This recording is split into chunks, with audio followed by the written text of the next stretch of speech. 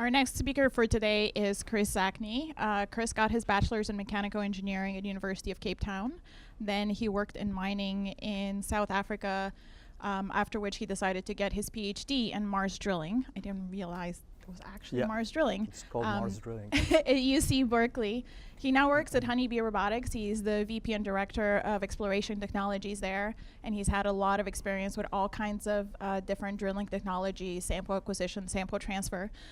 But I want to be clear, he may be good at robotics, but he's also very good at digging with a shovel,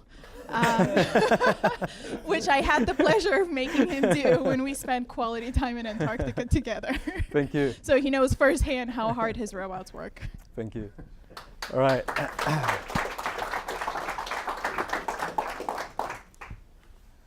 Thanks, Margarita. I'm super excited to be here. I must say I'm lucky. I'm doing, for the past over a dozen years, I've been doing what I learned in school for my PhD. And when Ro mentioned digging in gold mines in South Africa, looking for microbes, I was in this mine. I spent a couple of months in this mine, 12,000 feet below the surface. So why drilling? It's, if you think about it, the last thing you want to do is drill, because you don't really know what's below the surface. It could be a big rock. It could be iron meteorite. It could be salt, anything. So why risking your mission to go below the surface? Short answer is you have no choice. And the longer answer is, well, this is a path of exploration. Initially, we start with telescopes. That's the easiest. But the data you get is very slim. Then you send orbiters and flybys, and you get surface data. But that's about it. You can potentially go like with the GPR kilometers below the surface, but you still have to ground truth what you're looking at. That's why you're sending landers. Landers are great, but this is a single data point from a surface of Mars, which was deemed by engineers as a safe landing zone, which is not necessarily the most interesting place to go. So that's why you put rovers. You explore in 2 dimensions, you go around, and you can land in safe zone, but you can go potentially in the zones where a lander cannot get to because of landing problems. Once you do all of this, again, you have no choice. You have to go below the surface, because the science and engineering questions and exploration questions you are asking can only be found below the surface: astrobiology, climate, geology, and so on. And drilling is not just allows you to do 3D, allows you to do 4D, because deeper you go back in time. So what have we done so far? And it's a short history of Mars shallow drilling. Very first sort of man-made piece of hardware that penetrated competent rocks was rock abrasion tool. And if you would like to come after the presentation, you can actually look at this. It's right over here. This is engineering model. It's a grinder. Doesn't grind very much. It grinds a few millimeters, 5 millimeters into the surface, creates this highly porous surface. But it was the first time we managed to find that rocks on the surface of Mars are very similar to rocks that we find here on our planet. And it is feasible to drill into rocks on Mars. No one knew whether it's feasible. Now we've shown that it is feasible. We also have found this feature. This is fossilized worm. So back in 2003, we actually find life on Mars. And this concludes my presentation. Sorry, Ro. Next one up, so we went a couple of, few more years, and now the record is 1 centimeter, not 5 millimeters. IC soil acquisition device. It's a scoop with a drill. It's a sort of oblique drill bit, raspy thing that chews into the IC formation. And actually, Greg Peters, right over there, developed this raspy thing. Nice work. This raspy bit obliquely chews into the IC formation and blows the particles straight, or IC chips straight into the back of the scoop. This was the only way we could potentially get first few centimeters of ice or ice-cemented ground, because ice and ice-cemented ground is extremely, extremely hard. Within the first few sols, we picked up with a scoop some of this ice, and then the command was sent to Mars.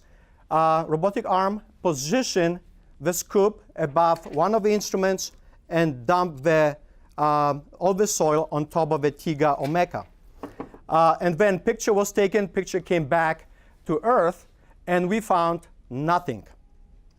The surface of the lander of the instruments was pristinely clean. So obviously something has happened. People thought initially that probably Martians came in and took the stuff. No footprints around the lander. So next obvious thing was, let's look back into the scoop. And all the sample was inside the scoop. So why? Well, the reason why is the scoop it's an aluminum scoop. It was exposed to the sun. Even at these cryogenic temperatures, insolation was high enough to locally sinter material, and this sintered material got stuck onto the scoop. Fortunately, Rasp had the percussive mode, so in free air, when it was rotating, it would percuss at the same time, and this percussion vibration allowed the content of the scoop to fall onto one of the instruments. So what we learned from this mission, Mars, surprisingly, is very, very much like Earth. Stuff gets stuck on our scoops here on Earth, and so on Mars too. Ice is very near the surface, and ice has perchlorates. For astrobiology, perchlorates have one problem. For drilling is another one.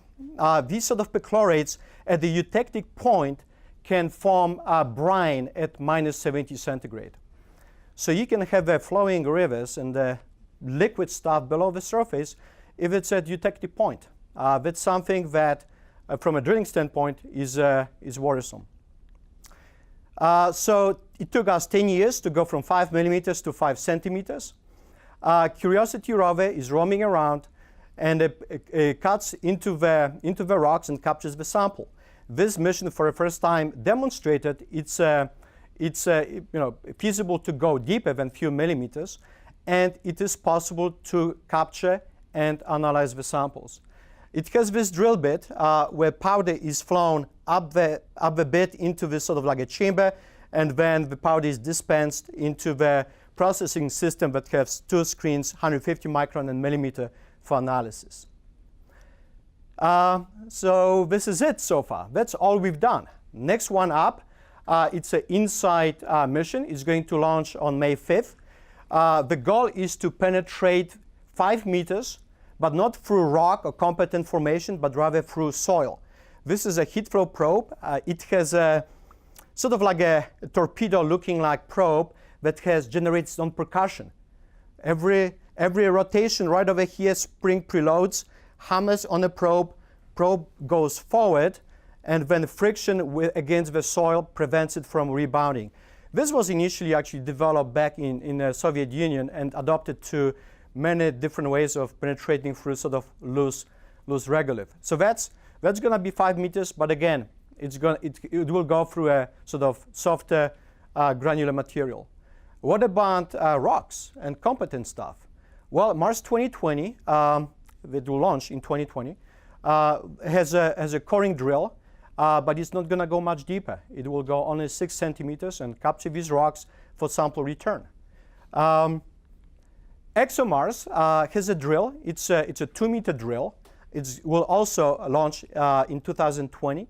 The drill is sort of like an oil and gas sort of approach. It goes a bunch of drill strings that you screw on top of each other to go deeper. You capture pieces of core samples, you pull them out, so you have to unscrew everything, and then dump a piece of core into the crusher for analysis. The drill also has an IR sensor towards the bottom, so as you go down, you can actually look at the borehole. But that's about it. If everything goes well, 2019, we're going to be 5 meters below the surface in soil.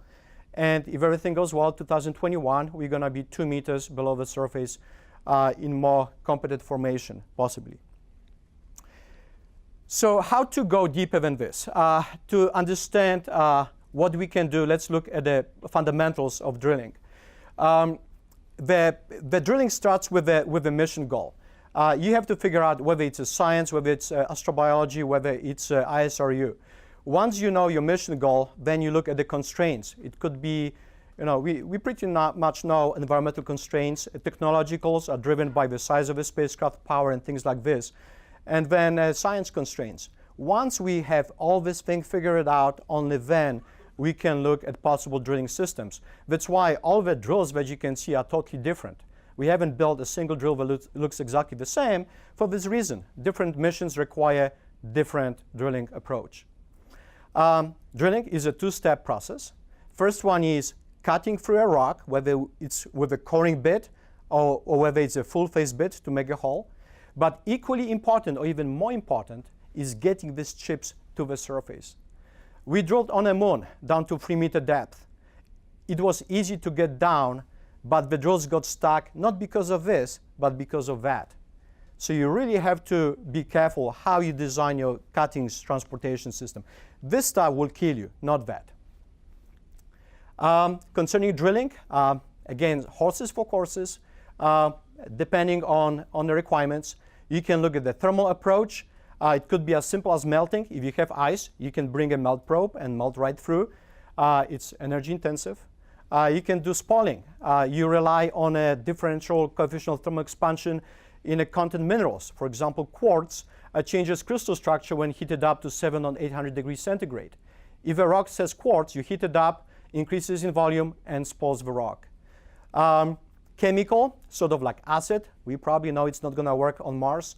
How about mechanical? Mechanical is essentially a workhorse of any drilling system. And here you can have rotary, percussive, or rotary percussive, again, depending on what you want. Let's look at the cuttings transport. Mechanical, all the planetary drills right now, they have these augers that it's essentially a screw that slowly brings the cuttings to the surface and it deposits them on the surface. You can also have a baler, sort of put a bucket down to the bottom of the hole, pull out the cuttings, deposit on the surface. Fluid, this is bread and butter of oil and gas industry. It's not going to work on Mars. But the gas, compressed gas actually is feasible on Mars. 15 years ago, there was a study, Mars Deep Drill study, and folks did look at gas, but they did calculations and they determined that amount of gas you need to actually make it viable is impossible for Mars. And actually it is possible. The reason why it's possible is because we've done a bunch of tests to determine how much gas you need to lift volume of soil. With 1 gram of gas, you can lift 1,000 grams of soil. And gas doesn't have to be very much compressed. And the reason why you have such a high efficiency is because Mars is near vacuum. So when you have pressurized canister, this gas comes out, hits choking velocity, it's got a lot of momentum, which is transferred to the cuttings. And these are some of the experiments conducted in a vacuum chamber. The gas was maybe 16, 17 psi, and look how quickly the soil comes out. So this is viable. Obviously, the question is where you're going to get gas from. Well, you can bring dedicated gas canister, and this is what Mars 2020 actually is going to bring to blow the rocks free of dust. You can compress Martian air, and Mars 2020 will also do this. It has a small compressor for the MOXIE ISRU instrument. And finally, every lander has a helium pressure and gas to pressurize a propulsion system. You can tap into this helium after landing and use it, or you can even fire the rocket thrusters because you're going to have some residual fuel and use this gas to blow the cuttings out of the hull. So I think gas is a fair game here. There is another way to create gas if you drill on Mars in the icy formation. You create it yourself. When you start drilling in the ice and you create sufficient heat, ice is gonna sublime. And as it sublimes, it becomes gas. So you can create your own gas, your own drilling fluid on the surface of Mars, thanks to the fact that Mars is very close to a triple point of water. And the result is just astonishing. Look, this is a power when you have these sublimation effects going on, so 50 watts. The moment you stop, the power triples, penetration rate goes down by a factor of 2. So thanks to these sublimation effects, your drilling efficiency increases by almost order of magnitude. And at the same time, drill bit is very cold because all the heat goes into the sublimation. So from an astrobiology standpoint, stuff is not going to heat up. All the heat is gone. So that's something I think also it's worth considering. However, there are some problems. The problems is, let's say you drill down and you hit rock at the bottom, and you start grinding through this rock, and you generate a lot of heat. Your surrounding ice will eventually turn into liquid because of a pressure cooker effect, and finally you're going to get stuck in the ground. Once you get stuck in the ground, trying to get it unstuck is like trying to pull a rebar out of concrete. You just can't do that. So we did a couple of tests to determine how you could potentially do this. This is one of the ways to do this. We managed to pull it out, but it was a lot of hard work. So one way to prevent this is to know when things will start melting. Measuring temperature is not going to cut it just because of these perchlorates. And I mentioned the freezing point depression of perchlorates and so on. The only way to do this is measure resistivity, electrical resistivity as you drill. And the reason for that is when you start thawing icy formation, whether it's clay or just pure water, you're going to mobilize ions. And once ions become mobile, the electrical resistance drops. So we can measure temperature and resistivity as a function of depth or time, and do the ratio. How much resistivity drops per degree centigrade. When the drop is significant, then you start watching the drilling telemetry and potentially pull out and wait everything to cool off before you attempt another drilling operation. So let's look at what we've done so far in the 1 meter class drills. To do this, we looked at different ways of mechanically cutting formation. Sonic drill, this is sort of like one of these powerful toothbrushes that you use in the bathroom. Ultrasonic, so very high frequency, percussive, and rotary. We narrowed down to percussive and rotary. Percussive, bread and butter for very hard formations. Rotary, good enough for softer formation. And we turned both of these into something we called IceBreaker drill, which was a TRL4. And then the drill went through technology development to reach TRL6. Concerning sample transfer or sample acquisition, at the end of the day, it's all about the sample. It's not about drill, it's about getting a sample. So how would you do this? We developed a so-called bite sampling approach, which is sort of like a pack drilling in a machine shop terminology. You drill down, say 10 centimeters, you pull out, you brush off a sample into the cup, you go back into the same hole, you pull out, and do this again. And there are actually a lot of reasons why doing this. Because you drill in 10 centimeter bites, you're not gonna get stuck because you don't have to move the cuttings all the way to the top in a single go. Every time you pull out, you let everything cool off. And you also have stratigraphy preserved because every 10 centimeters, you get a sample. So it kind of makes sense.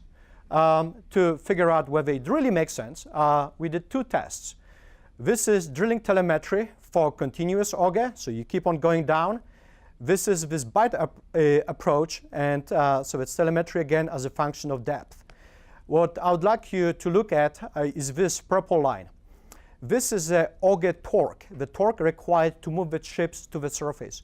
It starts at 20 watts, and meter down is at 120 watts. If you're looking at the bite approach, it's around 20 watts all along. Now, let's look at the temperature. This is a bit temperature that's somewhere around 0 and goes above a 0 and so on. When you do bite approach, the temperature kind of is always below 0 and sometimes dips even more. So from a drilling standpoint, this approach actually makes sense. And this is how you would implement it. You go through the dry soil. Once you get to the ice-bearing material, you pull out, you rotate the auger. the brush forms like a worm gear configuration, dumps the sample to the bottom, and then eventually into the cup. We implemented this idea into initially first drilling a system on a rover, on a CMU rover in Atacama. Here the drill is deployed down to the ground. At one point we set the target depth to capture the samples. Drill goes down, capture the sample on the flutes, then pulls it out it's all done within the belly of a rover, pulls it down, and then deposits the sample inside these cups in a carousel. And then we have like a spreader compactor that compacts these cups and presents them for the microscopic image and also Raman spectrometer. Similar system is being implemented on a lunar resource prospector drill, which is a sort of volatile chaser on the moon. Something like this could be also deployed on the surface of Mars. It has neutron spectrometer to look for hotspots for hydrogen. It's got near infrared spectrometer to look for volatiles and mineral content, and also has a GCMS where we deliver sample for analysis. How would you do this on a lander? Well, ideally you would deploy the drill from a robotic arm, go down to the surface and capture the sample. And again, it's not about the drilling, it's about the sample. So how would you deliver the sample? Well, one way to do this is to use the drill itself. You don't need scoops, you don't need anything else. You use the drill as a scooping device. Here the sample is captured at the bottom of the drill, and then you can dispense it with a drill directly into the cup. So there's no more complications, the drill can do the job. If the speed matters, and sometimes it does, you can use pneumatic system. Capture the sample right at the bottom, at the foot of the drill, and pneumatically move it through a cyclone separator into the instrument. So here you can essentially keep on drilling down every so often, send a puff of gas, and get even more sample and preserve stratigraphy this way. So where would you test these sort of systems? The best location is in Antarctica, in particular dry valleys. To get there, you fly on C-17s, and this is one of them. All the cargo is at the back, and in front you have people sitting. They're flying from Christchurch. McMurdo is right in the background over there. You spend a week in McMurdo Station getting all the supplies together. This is, by the way, Scott's house. Everything is still preserved as it was left 100 years ago. Pretty cool. And after you're done organizing yourself, you fly. And you usually dropped through these B-212 helicopters. In this case, we are in dry valleys.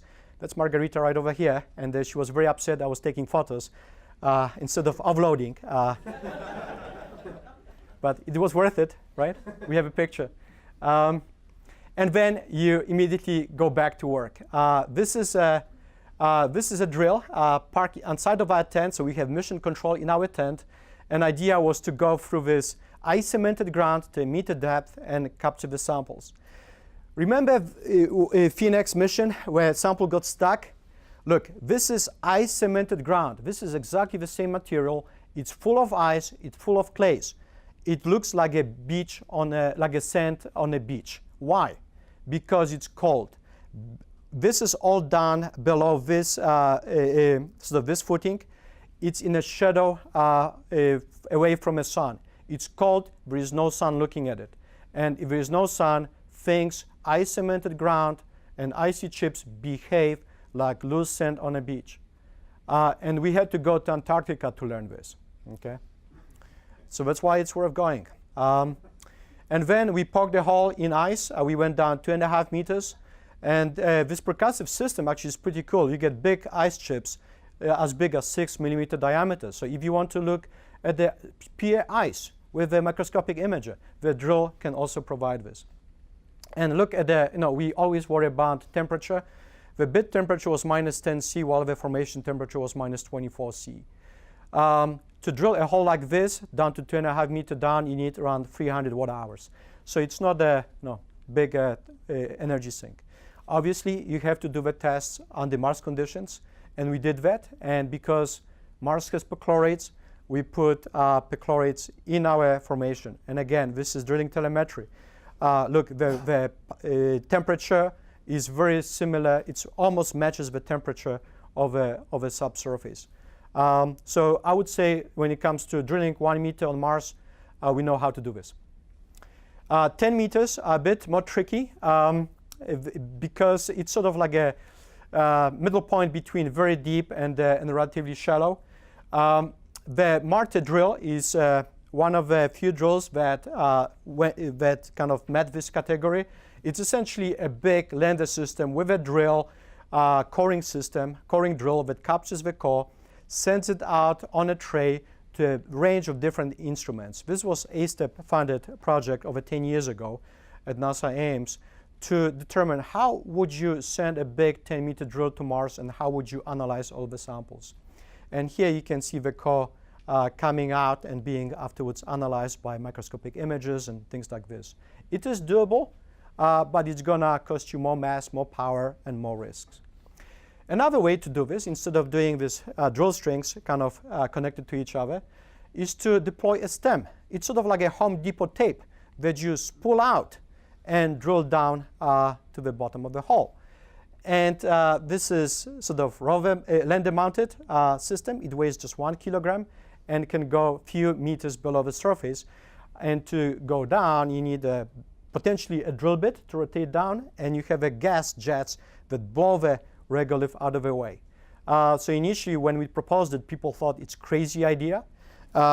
So we did a couple of tests, and then eventually we got the money, and we tested it. We drilled down into this highly compacted soil, almost 2 grams per cc, at the rate of 2 meters a minute. So a meter a minute going down into the soil. One thing I'd like to note is this blanket, this beautiful dust blanket. This is all done under Mars conditions.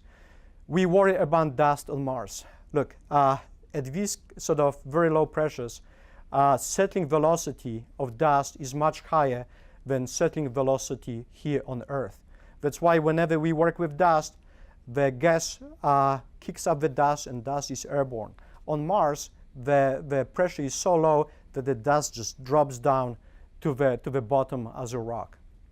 So we don't have to worry about it. What about 100-meter drills? This is a fun one. If there is ice, why not melt it? And we've been looking at the melting. It's definitely a possible approach, provided you have sufficient energy. This graph kind of illustrates how much power you need. This is power in kilowatts. It's a log scale, log. And this is a velocity or penetration depth, meter per hour. These solid lines are different temperatures from 50 Kelvin to 270 Kelvin, and they represent melting. You have to raise the temperature and melt ice. So this is energy required to do this for different velocities. These dotted lines is a total energy required to melt, to raise the temperature, melt, and keep it liquid as you keep on penetrating below the surface. What you'll find is that there isn't much difference between these lines. Why? Because the energy required to melt is significantly more than energy required to raise the temperature of ice. It's no difference. You'll also note that energy required to keep the liquid borehole open is much more than energy required to melt. And the reason for that is that cryogenic ice is a very good thermal conductor. At cryogenic temperatures, the ice just dissipates left and right, and you have to put significantly more power to keep it open. That's why the cryobot, you notice there is no liquid over here because it pumps water to the surface. So this is one way to cut down on this and save some energy. Another way to do this is deploy so-called like an Inchworm wireline system. You drill down, you capture the cuttings in a drill. Every so often you pull out, you dump the cuttings to the surface. So here you don't change your material. You can capture the samples, bring them up to the surface, and analyze them for astrobiology or geochemistry. And we actually went through this path because the energy required is in hundreds of watts as opposed to kilowatts. We built this drill a couple of years ago and deployed it in a rock. We drilled 2 holes, 10.5 meters and 13.5 meters. So we showed that wireline system is feasible approach to go not just 10 meters, but potentially hundreds of meters below the surface. We also deployed a microscope right over here to look at the borehole. So we're bringing instrument to the subsurface. The mission of the project that takes it to a next level is called Watson, and Raw actually is a PI of this PSTA-funded project. Idea is to put a deep UV Raman spectrometer on top of a drill, so as you go through hundreds of meters of ice, you can look at the borehole and scan a borehole and look for for organics or minerals and the other, or even crystal structure of ice. And that's our drill. It's going to be deployed in 2019 in Greenland. It's got a couple of Z stages and inchworming capabilities, so you can climb up and go down the borehole. It can rotate and position a Watson instrument to different sites within the borehole. And this is our concept for 2029 deployment.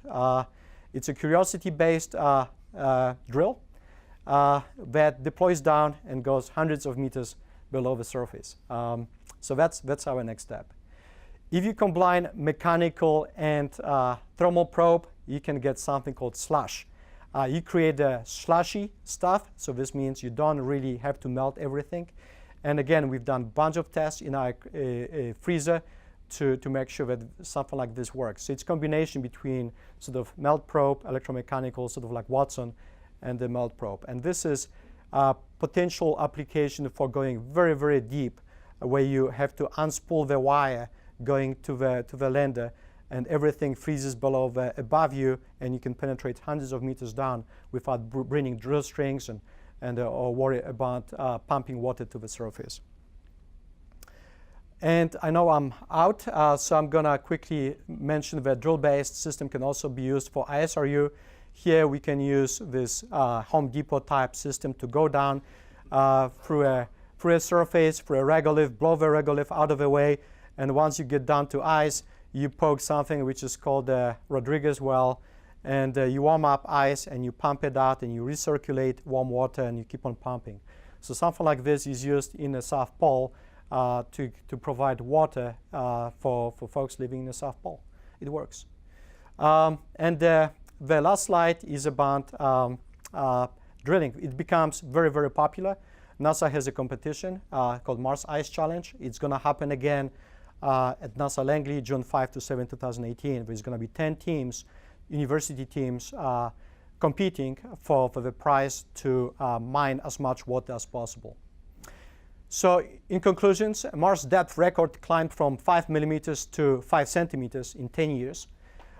We need technology to reach meters and probably hundreds of meters.